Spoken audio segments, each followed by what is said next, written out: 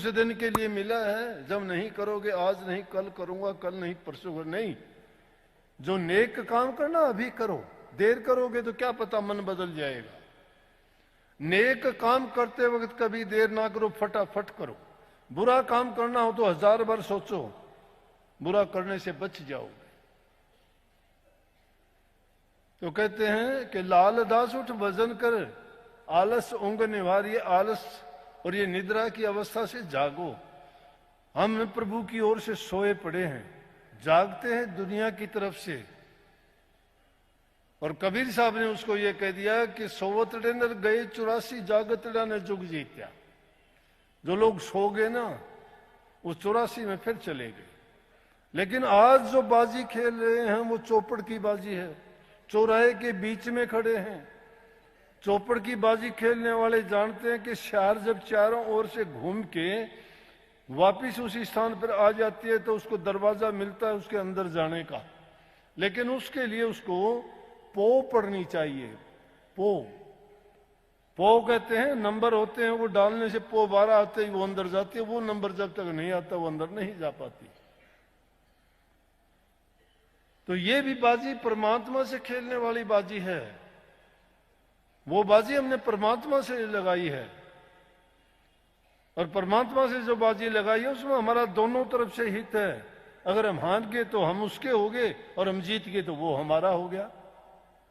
तो इसमें तो किसी प्रकार का भी हमें नुकसान नहीं, हर तरह से फायदा ही फायदा है। तो लाख काम छोड़ के भी आपको भजन करना चाहिए। आप राजा स्वामी मत के मानने वाले हैं। हमारा सिद्धांत है सतगुरु, सत्संग और सतनाम। 3 चीजें हैं। तीनों चीजों का मुख्य आधार क्या बनता है? मुख्य आधार क्या बनता है? सुमरण, भजन और ध्यान। ये योजनाएं बनाई, ये संकल्प लें कि नया वर्ष आया है, हम ये एक चूक नहीं होने देंगे। शुरुआत करें आप, अब तक नहीं की तो अब कर लें।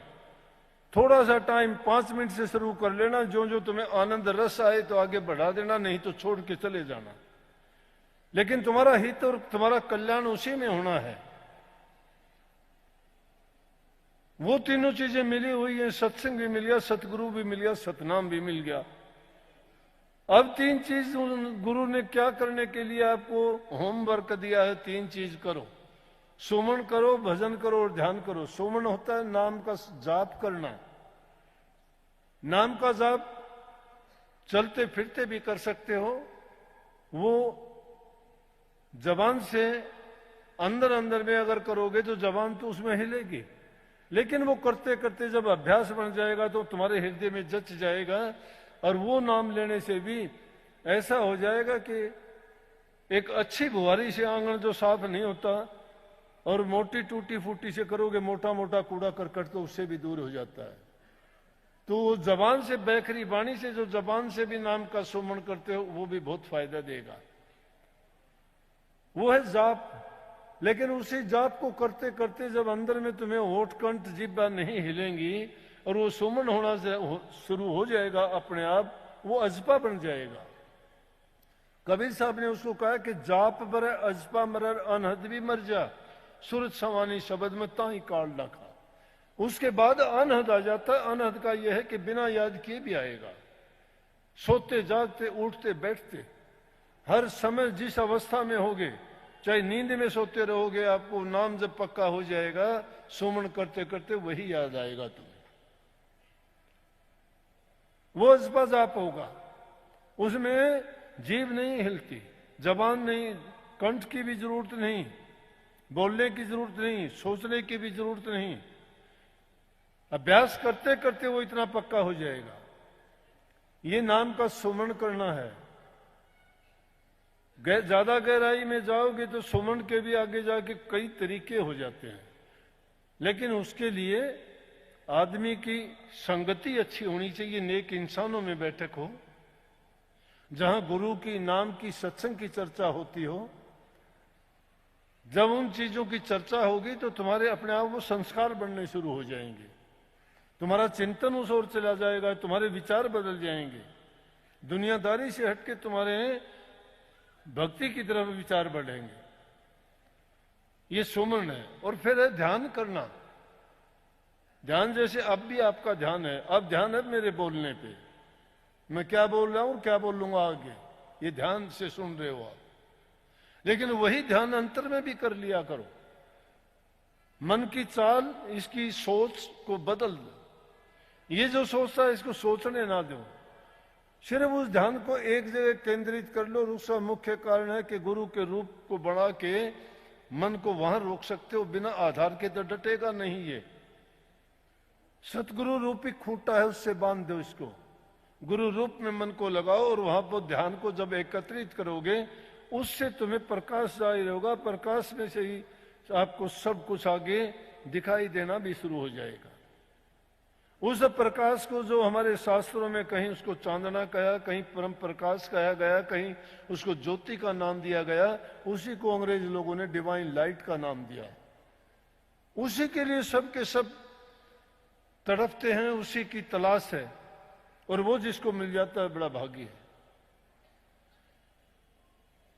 ये सूरत शब्द के अभ्यास का योगी जानता है, ज्ञान योग नहीं है ये शब्द योग है। इस शब्द योग, सूरत शब्द का योग बहुत ही सरल भी है, बहुत सरल है। ज्ञान योग बड़ा कठिन है, ज्ञान का रास्ता। लेकिन शब्द योग जो है ये बड़ा सुलभ है, आसान है। इसको 8 साल का बच्चा भी कर सकता है, 60 साल का आदमी भी कर सकता है। इसमें कोई चीज घर गृहस्थी काम छोड़ने की जरूरत नहीं है। संतों ने सब ने कहा कि काम करते जाओ, काम करने के साथ साथ नाम की कमाई करते जाओ, तुम्हारा संसार भी, जगत भी बन जाएगा, तुम्हारा अगत भी बन जाएगी। और तीसरा है भजन। भजन कहते हैं शब्द का सुनना। शब्द क्या है? शब्द वो धुन है। वो धुन कहां से प्रकट हुई थी? शब्द में, प्रकाश में से धुन प्रकट हुई थी, और शब्द में से प्रकाश पैदा हुआ था। तो इसलिए वो धुन अपने आप सुनाई देगी। जब बाहर की वृत्तियों से मन हटा दोगे, अंतर में जब जाओगे, तो अलग अलग मंडलों पे, जिस मंडल पे पहुंचोगे उस मंडल की जो ध्वनि होगी वो अपने आप, मैं कहता हूं जब अभ्यास तुम्हारा बढ़ना शुरू हो जाएगा तो बिना ध्यान में बैठे भी आपको भजन शब्द सुनाई देने शुरू हो जाएंगे। बिना ध्यान किए ही आपका ध्यान लगना शुरू हो जाएगा। कोई आपके पास में बोलता बात करता रहेगा, लेकिन आपके अंतर में आंख भी खुली रहेंगी, कान भी खुले रहेंगे। ये कोई संदेश नहीं देंगे हमारे मन को। फिर हमारा संदेश अंदर में ही सतगुरु देगा। फिर हम विचलित क्यों होते हैं? हमारी 3 इंद्रियों के कारण, आंखों के देखने के कारण, कानों के सुनने के कारण, और जिह्वा से बोलने के कारण। अगर इन तीनों इंद्रियों का संयम कर लिया जाए तो यही हमारी बहुत सहायक हो जाती है। कोई चीज देखते हैं, ये अंदर में उसका गुण दोष और सारी की सारी चीजें जब पहुंचाती हैं, वो विचलित करती है हमें। फिर उसको सारी चीजें एकदम उसको देखने मात्र से आ जाती है, उसके गुण दोष क्या है।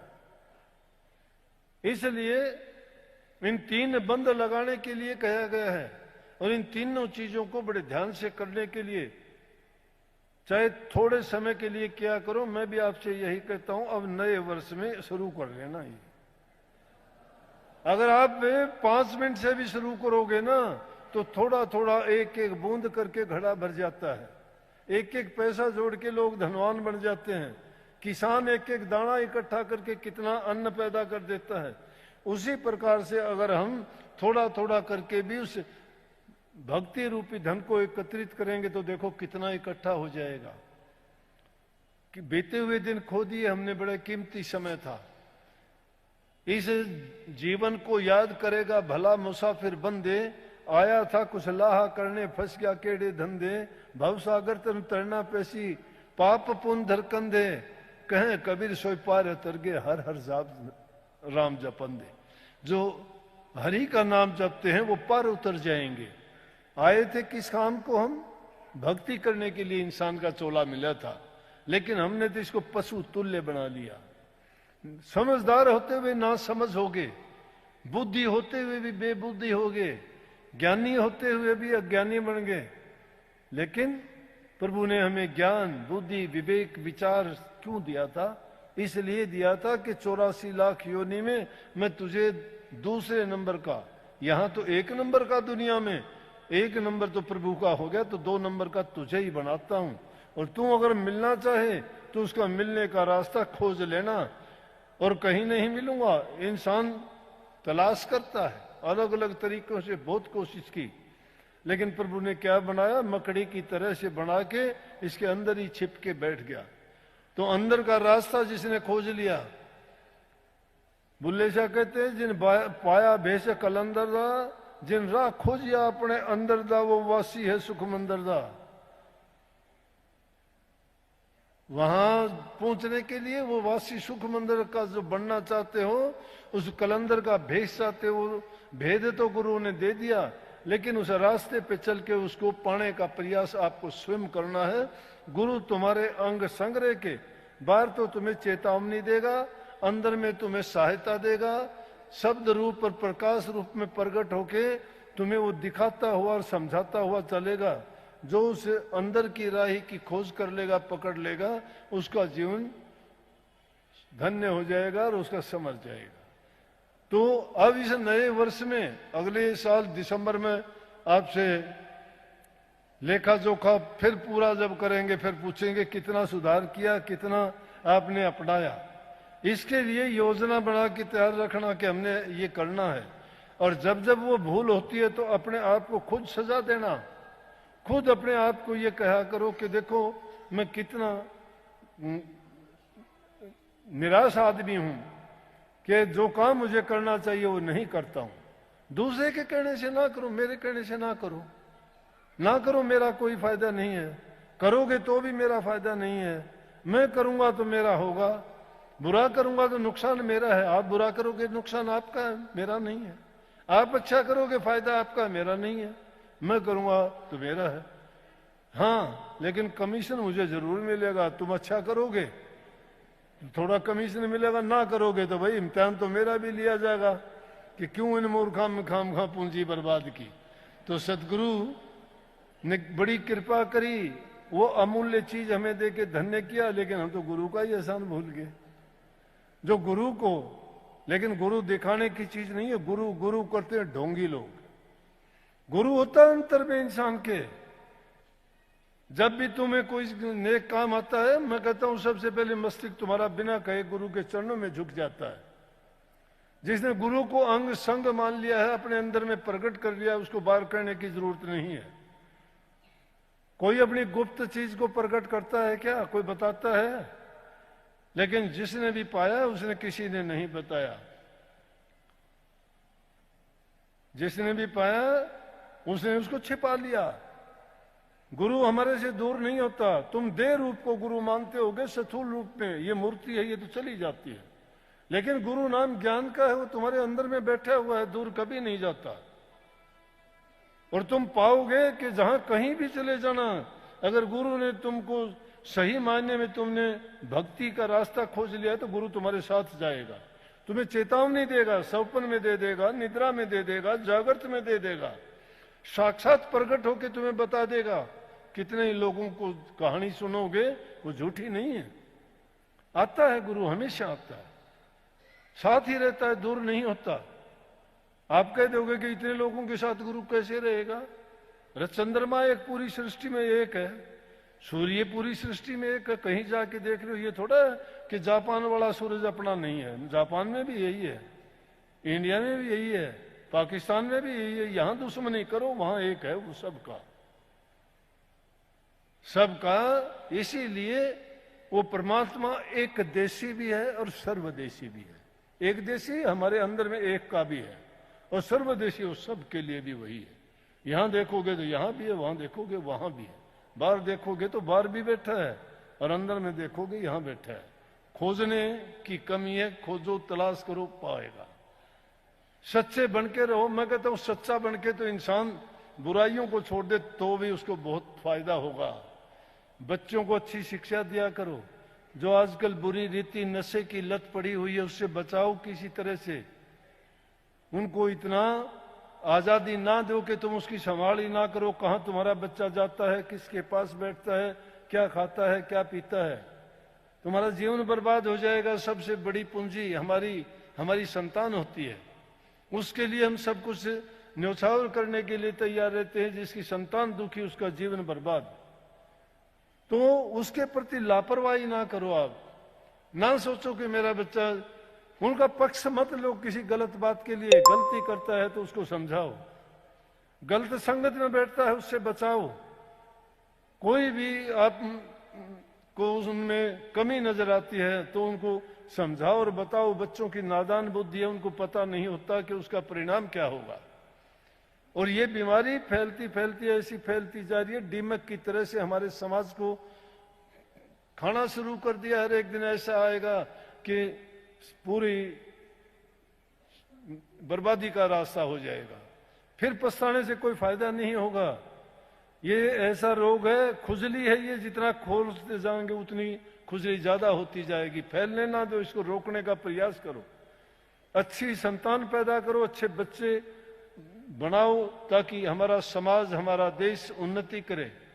और वही देश जो इस भक्ति के मार्ग में पूरी दुनिया का सबसे प्रथम गिनती में आता है। क्या परमात्मा के साक्षात दर्शन होते हैं। और उस परमात्मा के देश में रामकृष्ण जैसे अवतार यहां हुए हैं, ऐसे किसी देश में नहीं हुए। जिनके नाम छोटे मोटे लिए जाते, कहीं ईसा मसीह जैसे हो गए। दुनिया में धर्म फैल गया। क्यों फैल गया उनका? वो किसी बात को मानते हैं। वैसे तो हम बड़े बनते हैं, लेकिन किसी बात को मानने के लिए तैयार नहीं है। तो धर्म क्या बड़ा है? अच्छे गुणों को अपनाना सबसे पहली बात है। इंसान सबसे पहले अपने चरित्र को ऊंचा बनाओ। नंबर 2, घर में माता पिता की सेवा करो, बूढ़े बुजुर्ग की सहायता करो।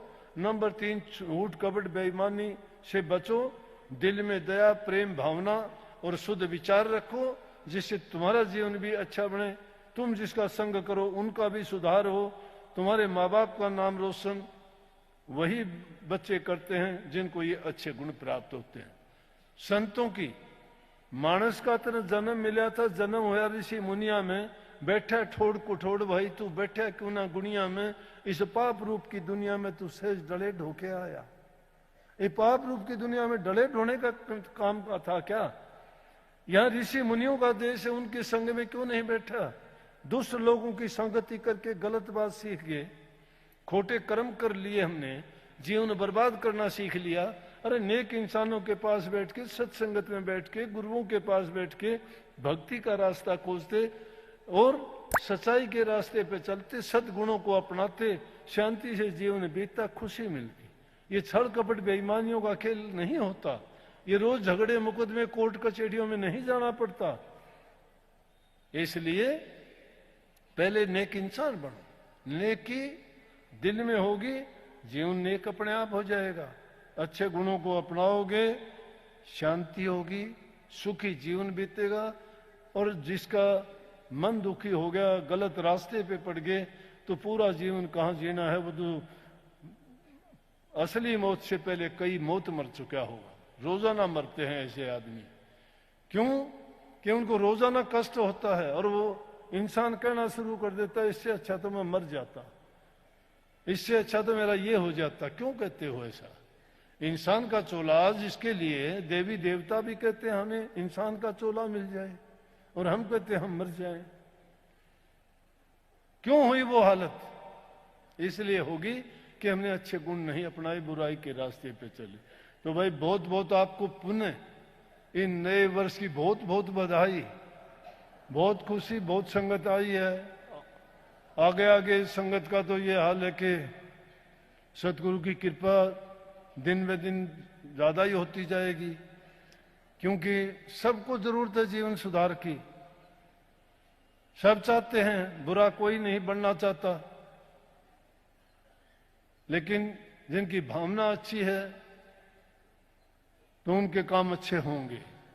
तो सतगुरु के प्रति मेरी तो यही भावना होती है कि ज्यादा से ज्यादा लोग लाभ उठाएं, सत्संग में आए, उनका जीवन सफल हो, अच्छे समाज की स्थापना हो और सबको शांति और सुख मिले। बहुत बहुत सबको आशीर्वाद। सतगुरु आप सब पर कृपा करें। दे भाई गाने की हिम्मत से कोई ठाडे में दावा करो तो गाना पड़ेगा।